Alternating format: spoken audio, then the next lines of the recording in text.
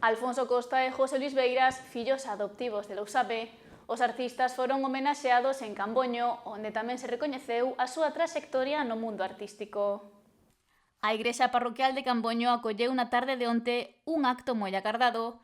A Corporación de Lousame acordou por unanimidade no último pleno recoñecer a Alfonso Costa e a José Luis Beiras Manteiga como fillos adoptivos.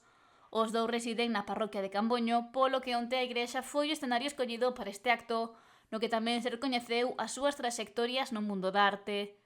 Recibiron os seus distintivos logo de que o director do Museo do Gravado de Artes, Pastor Rodríguez, fixera un pequeno esbozo das súas historias artísticas.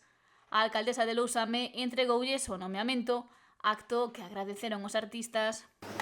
En poucas ocasións me terei sentido tan emocionado e agradecido porque o recoñecemento que che fai a túa xente son sen dúbida os máis prezados. Logo de que 25 anos vivindo en Camboño, podo decir que esta é a miña xente, a miña casa. Camboño é o lugar que elixín na miña volta de Galicia dende Barcelona para vivir e crear. Deume tanto que non o podería resumir nesta breve intervención. Afirmou que Camboño é un lugar fermosísimo e destacou que é tamén unha inspiración para el, xa que a súa obra do último lustro está ambientada nesta parroquia lousamía. É un lugar habitado polas mellores persoas que coñezo. A todas e a todos os meus veciños quero agradecer a súa cordial acollida e a súa disposición generosa que me brinda toda a axuda e agarimo, a súa simpatía e discreción.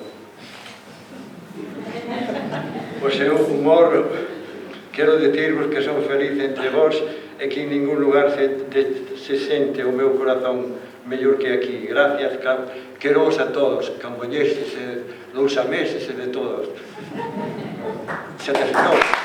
José Luis Beiras, novo fillo adoptivo de Lousame, afirmou estar moi agradecido por este nomeamento. Bueno, eu levo, de facto, 25, pero normalmente son 46, que foi cando merquei a casa aquí en Camboño. Que todos os veciños de Noia e amigos me dicían, estás tolo, ali só hai lobos, ali son os atrasados, ali había bruxas, ali había non sei que, decía, estes tíos están tolos, ou que?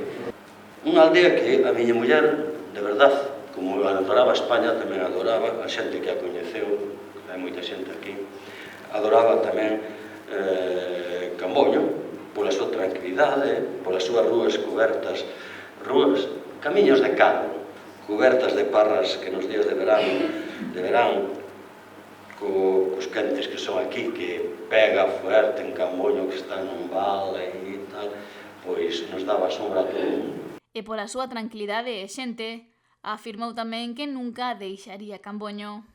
Por tanto, direi que Camboño é a miña aldea, e as súas xentes, os meus veciños, porque agradezco de todo o corazón aquí a todos os presentes e ausentes de Camboño, ou non de Lousame, de Noia, de Outes, porque viví en Lousame, de Outes, de todos os sitios. E quero dicir que me sinto un camboñán máis. Recoñézome camboñán, e penso que aquí morrerei, xa teño o panteón.